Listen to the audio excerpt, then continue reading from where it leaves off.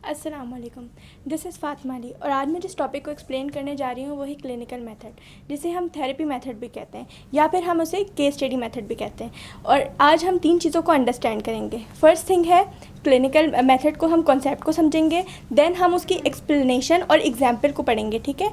उसके बाद हम एडवांटेजेस और डिसएडवांटेजेस को पढ़ेंगे। इन तीनों चीज़ों को समझ के हम इसके पूरे कॉन्सेप्ट को फिर लास्ट में समराइज़ करेंगे। सबसे पहले हम इसके कॉन्सेप्ट को समझ लेते हैं। बेसिकली क्लिनिकल मेथड है क्या? क्लिनिकल मेथड ऐसा मेथड है जिसे टीचर्स भी यूज़ करते हैं और साइकोलॉजिस्ट भी यूज़ करते हैं, और ये बेसिकली मेंटल हाइजीन को मेंटेन करने के लिए यूज़ किया जाता है।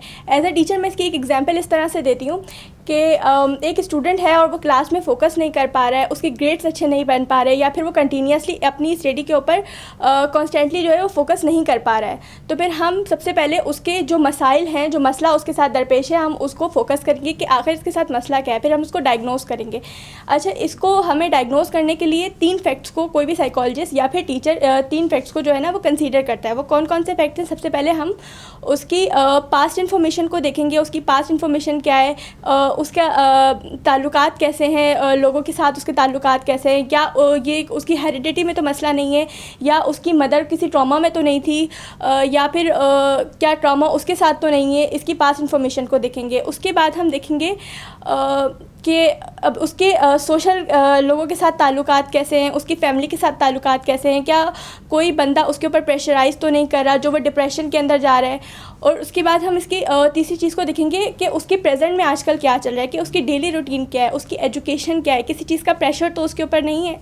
इन तीनों चीज़ों को कोई भी साइकोलॉजिस्ट या फिर टीचर इन तीनों चीज़ों को डेटा कलेक्ट करता है, इन तीनों चीज़ों का उसके बाद फिर इसकी पूरी हिस्ट्री तैयार करता है, और फिर हम इसके ट्रीटमेंट की तरफ आते हैं। अब इसके ट्रीटमेंट की तरफ हम किस तरह से आते हैं? हम पूरा डेटा तैयार करते हैं, उस स्टूडेंट्स के साथ या फिर जो भी पेशेंट है या क्लाइंट है उसके साथ डिस्कस करते हैं।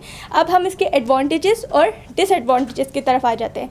इसके एडवांटेजेस में क्या क्या आते हैं कि क्योंकि ये पूरा इन्वेस्टिगेशन का प्रोसेस है, तो इसके एडवांटेजेस में ये आएगा कि हम इसमें पूरे पर्सन को इन्वेस्टिगेट कर सकते हैं, उसकी हिस्ट्री को कलेक्ट कर सकते हैं, और इसके अलावा हम जो है कम्युनिकेट कर सकते हैं, अपने स्टूडेंट के साथ कम्युनिकेट कर सकते हैं। और इसके डिसएडवांटेजेस में क्या क्या चीज़ें आएंगी?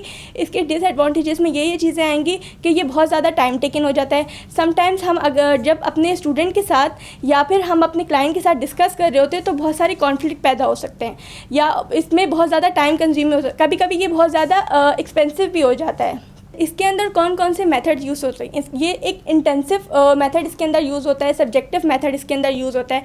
बहुत ज़्यादा डिटेल हमें उस पर्सन के ऊपर काम करना पड़ता है, उसकी मतलब कि उसकी डिलीवरी के टाइम से लेके और अब तक उसके साथ क्या क्या हुआ है, उसने क्या क्या किया है, इस पूरी हिस्ट्री के ऊपर हमें काम करना पड़ता है, पूरा डेटा हमें कलेक्ट करना पड़ता है, एंड देन हम इसकी थेरेपी को स्टार्ट करते हैं। अब इसकी थेरेपी को हम किस तरह से स्टार्ट करते हैं? हम उस पर्सन से या उस स्टूडेंट से हम बैठ के डिस्कस करते हैं, उसे बताते हैं कि आपने ये चीज़ें करनी है, ये चीज़ें नहीं करनी है, ये आपके साथ पहले हो चुका है, अब आपने इस चीज़ को इस तरह से कवर करना है। तो इसके एडवांटेजेस ये हैं कि हम बहुत अच्छी तरह से अपने स्टूडेंट के साथ कम्युनिकेट कर सकते हैं, उसे समझा सकते हैं, उसे अंडरस्टैंड करवा सकते हैं। लेकिन कभी कभी इसके डिसएडवांटेजेस में आते हैं कि हम बहुत ज़्यादा उसके साथ जब हम उसे समझाने की कोशिश करते हैं, अगर वो किसी ट्रॉमा के अंदर, किसी डिप्रेशन के अंदर है, तो बहुत सारे कॉन्फ्लिक्ट पैदा हो सकते हैं। तो हमने इसकी कॉन्सेप्ट को समझा, हमने इस एज अ टीचर इसको किस तरह से यूज़ करते हैं इसको समझा, और इसके एडवांटेजेस और डिसएडवांटेजेस को समझा। I hope you understand. Thank you.